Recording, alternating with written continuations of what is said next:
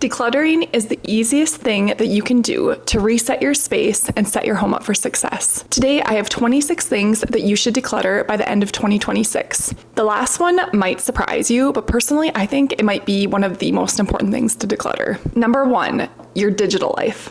This actually inspired today's video because I was recently going through my phone and purging all my photos and videos, emails, unsubscribing to things that I didn't even realize I was subscribed to, and it really kind of set a fire under my butt to declutter other areas of my home. If you haven't addressed any of your digital life, it makes a big difference. Number 2, expired condiments or sauces. I clean out my fridge pretty much every week as I'm bringing in new groceries. I was still able to find a ton of expired condiments and sauces that were expired by over a year. So I encourage you to go through your fridge. We accumulate a lot of random sauces for recipes that we try one time. Now's the time to declutter those. Number 3, pens and markers. Anything that doesn't work or you don't like, go through your junk drawer, go through where you store your pens in your office space, and take a pen and paper and just start writing and testing everything.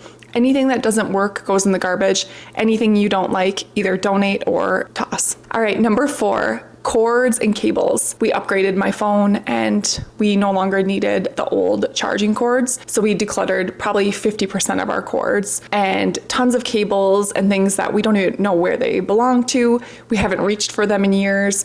It felt nice to just pare down all of our cords and electronic cables and just have that area of our home be a little bit more manageable. Number 5, any kind of free samples or complimentary things that you get from either restaurants or stores. I know a lot of places do like promotional things for birthdays. If you haven't used them, you're probably not going to. So I either encourage you to take the time now to finally use those products or just part ways with them. There's no sense in storing things that you don't use. They just take up space.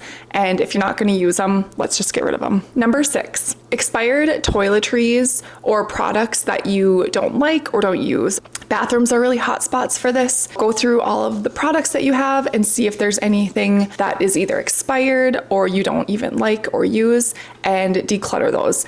Anything in a bottle or a container, they take up a lot of space. It's a great way to free up some valuable real estate in your home. Number 7, if you have a junk drawer in your home, now is the time to declutter. And I was kind of thinking, oh, that's a whole video on its own, is junk drawer storage and organization. In honor of 2026, let's just focus on decluttering 26 items from our junk drawers. Number 8, cookbooks. Personally, about a year ago, I got rid of all of my cookbooks. I had probably half a dozen of them. They're beautiful, but I never really referenced to them. They're filled with tons of beautiful recipes and they were very aesthetic. But I just realized that if I am reaching for a recipe, I'm usually going to a specific website or Pinterest, and I'm never reaching for a physical cookbook. So if you find yourself with a huge collection of cookbooks and you don't reach for any of them, or you only reach for your tried and true, declutter the rest of them. They take up a lot of room, and if you're not using them, again, now's the time to declutter those. Number 9, any kind of food storage that either doesn't have a mate, whether it's the top is missing or the bottom is missing, I would encourage you to declutter those mismatched sets. If you're going to store food, you're reaching for those pieces that have a complete set. You're not rummaging through all the mismatched ones. Purge and get rid of all of the ones that you don't have a partner, and then pare your food storage set down to just the things that you use. Number 10, socks. Any kind of socks that have holes in them, are fraying, just in bad condition, declutter those. And then if you have a sock bin in your home, I would just get rid of it. If you haven't found the match to your socks in multiple cycles of laundry, the odds are you're probably not going to find the match. Pair what you have and then get rid of the rest. Also, do people actually have sock bins? I know I grew up in a house that my mom had a sock bin and it low-key tortured her. And in my adult life, I've never personally had like a communal sock bin, but I'd like to hear in the comments, do any of you guys have a sock bin? Number 11, paper manuals and paper instructions, things like that. After Christmas, our boys had gotten a lot of electronic toys and they come with instructions and manuals and warranty stuff. I kind of set it aside with some other manuals and instructions that we had saved from other toys. I just assessed the pile and realized, for one, my husband refuses to read instructions to assemble anything in the first place. And if we ever need to reference to that particular toy, anything that we would ever need is online. So you can just search the item and you can pull up any instruction manual or warranty online. Go paperless, just ditch all those paper manuals and instructions. Number 12, receipts. Unless you're holding on to receipts for a specific reason, whether it's business related or tax purposes, if you have shoe boxes filled with receipts from years and years of accumulation, I would highly recommend you to declutter those. Again, unless you need this for some sort of, tax purpose and it's been recommended that you hold on to these for some reason. Unless that's the case, declutter those. Paper clutter takes up so much space in our home, and if you don't need it, it's such an easy declutter. Number 13, which is a little bit touchy, clothes that do not fit you right now. I say this with a little caveat that there's always those exception pieces where maybe it's a special occasion piece. If you lose a pound or two, it will fit again. But I'm talking about the pieces that, especially as women, I don't know if men deal with this issue as much, but with weight fluctuation, whether it's from pregnancy or whatever, we're always holding on to these pieces of our clothing for when we get back down to our pre-pregnancy weight. Personally, I found we don't ever really get back to what we were hoping. Our bodies are constantly changing. And even after a significant weight loss or getting back into pre-pregnancy weight, you're never reaching for those items that you've kept for just in case or when I finally reach that weight. Or at least myself, I like to treat myself to something new as like a reward. Assess your clothes, be ruthless. There's no sense in holding on to these clothes that, first of all, if we don't even like them, easy declutter. But if we like them and we're hoping that one day they might fit, now's the time. Just part ways with those. Those items, whether we believe it or not, make such a difference on our mental health because they're a constant reminder that we're not quite where we want to be physically, and they can be closet bullies, just doing a really ruthless purge on your things. And I think paring it down to the things that you actually love and will wear at any given day is much better than having a closet filled with clothes but nothing fits you. Number 14, broken hangers or hangers that you don't like or use.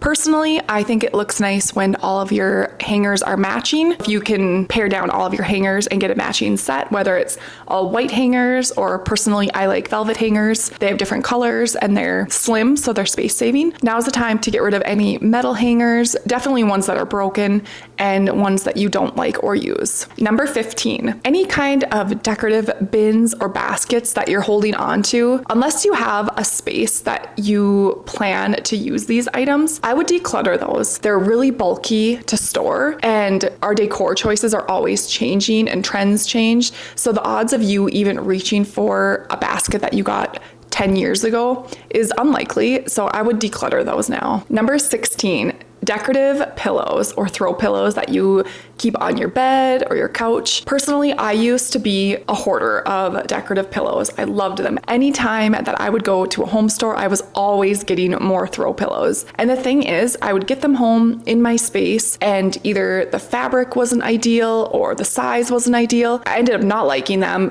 decluttering them in the long term. Even if I did like them, I found when I had too many of them, they just ended up on the floor. My space never looked as I wanted it to with this beautifully decorated space with all these pillows. Instead, I've pared it down just to a few that I love and that make managing a little bit more easy. So if you have a problem with a ton of decorative pillows in your home, now is the time to declutter. Number 17, candles. If you're someone that has a cabinet full of candles, ones you like, ones you don't like, some that are burned, some that are just garbage, assess your collection, pare it down to ones that you truly love and plan to burn. I would regift any ones that are in good condition but are not your favorite scent, and then throw the rest away. Candles take up a lot of room when we're storing them, so if you can pare down your collection, it makes a huge difference in your space. Number 18, toys. And this is a tricky one because if you have kids, you know that it's one thing to declutter your kids' toys if they don't like them or they've outgrown them. But sometimes, especially, I don't know, I feel like especially today, we have so much consumption, whether it's like birthdays and holidays. There's just such an overabundance of stuff coming into our homes. The stuff is really nice and our kids love them. The way that I deal with that, so I don't feel like the pressure of getting rid of toys that the kids haven't even played with or are in good condition, is I will do a major purge of toys that either are broken, they don't use, they don't like, or they've outgrown. I'll get rid of those, either donate, sell, or trash. And then what's left, I pretty much divide it in half, and half of it goes away to another area of the home. Usually it's my garage. And then the rest is left out for them to play with. Every 6 months or so, I'll do a toy rotation. I will take everything that is currently out in my home, pack it away, and then what was packed away comes out. I actually had a subscriber say that it was, what was it? Stuff shuffling or something, and they're not wrong. If you have toys that you're dealing with and you're just feeling like they're out of control and taking over your home, I recommend doing just an initial purge and then the rest, storing half of it away and then implementing that toy rotation. It makes a huge difference in the overall clutter and toys in your home. Number 19, DVDs or CDs, I guess. I recently decluttered a ton of DVDs because we don't even have a DVD player anymore, and just storing them was kind of annoying. So I gave them to my sister because she has a DVD player and they wanted them. A little hack though, if you do have DVDs and want to keep them, instead of storing them in their original case, take them out and store them in a portable disc album. It contains it into one area and it's a huge space saver. Number 20, shoes or slippers or boots that you don't like, don't fit you, are in bad condition. Shoes are just something that we accumulate a lot of, especially if you live in a place that has multiple seasons. We live in Minnesota, so we have not only our sandals and our summer shoes, but we also have fall and winter boots that are a little bit bulkier and take up a lot more space. Definitely go through your shoe collection and pare down to what you actually like and wear. I feel like shoe trends are always changing too. So a lot of stuff, if you assess what you have, you'll realize that it's not even really in style anymore, or you won't even end up wearing it. So now's the time to declutter. Number 21, single-use gadgets, particularly in your kitchens. Things like a garlic press or an apple slicer. Those tools that have one job, unless you actually use that item multiple times a week and it brings value to your life, I would declutter the rest. We tend to go with what's easier. Typically, if we're gonna cut up an apple, it might just be easier for us to grab a knife and slice it rather than dig for our apple slicer. Really assess those kitchen gadgets because they take up a lot of room. If you're not using them and they are not really bringing any value to your kitchen, why are we storing them? Now is the time to get rid of those. Number 22, old planners or notebooks or calendars. I would declutter that. Again, any kind of paper clutter takes up a lot of room in your home and it's an easy thing to declutter. Unless you're a person that journals and you like to keep all your journals to reference to and for like nostalgic purposes, that's one thing. But if you just have an accumulation of junk notebooks, get rid of those. Number 23, random keys or keychains that you don't even know what they belong to. Go through your junk drawer, go through where you store your keys. Either figure out what the keys belong to and if you need them or not, or just declutter them. Me and my husband recently did this and we decluttered probably 30 keys. Just be really practical in what keys you're actually keeping and let go of the rest. Number 24, broken things or things that you plan to repair. I'm guilty of this because with kids, I always have little toys that they break that I plan to repair, or clothes. If they have holes in their clothes, I like to try to repair them before I buy new. If you have those little hotspot piles all over your home of the fix-it piles, either address those now and get them in working order or discard of them. The odds are if you haven't fixed it by now, you probably have no intention to. Number 25, home decor, whether it's just your daily home decor or seasonal. We're constantly changing and evolving and our spaces kind of reflect that as well. If you have not done a little update on your home in quite some time, I encourage you to see if there's anything that you can part with, whether it's old decor pieces or artwork, things in your home that might be dated or you don't like anymore, let go of those items. And it's a good opportunity to kind of refresh your space, maybe bring in something new to your home to give it a little facelift. I like to shop my own home and kind of rotate things around my home to give my home a nice refreshed look. With seasonal decor, anytime that you are taking things out for decorating and putting things away are perfect opportunities to assess your collections and part ways with anything that you don't like, you don't use, especially if you found some items that you never took out for an entire season. It's probably safe to say that that's an easy declutter. All right, number 26, mental clutter. The reason that I think that this is one of the most important things to declutter is because when we have things in our head, we are just anxious and stressed, and sometimes we can't even figure out why. Our space might be clean and organized and tidy, but we still feel, uneasy in our space. If that's the case, I recommend doing what I call a brain dump. I will literally take a pen and paper and just write every single thought that's currently in my head. And then from there, I will make lists or dates I need to remember, things I need to shop for, put things on my calendar, order things, and it makes a huge difference in my mental state. All those things that are in your head taking up mental space really weighs on us. All right, those were the 26 things that I encourage you to declutter in 2026. I hope you found some inspiration for some ideas on things to declutter from your home.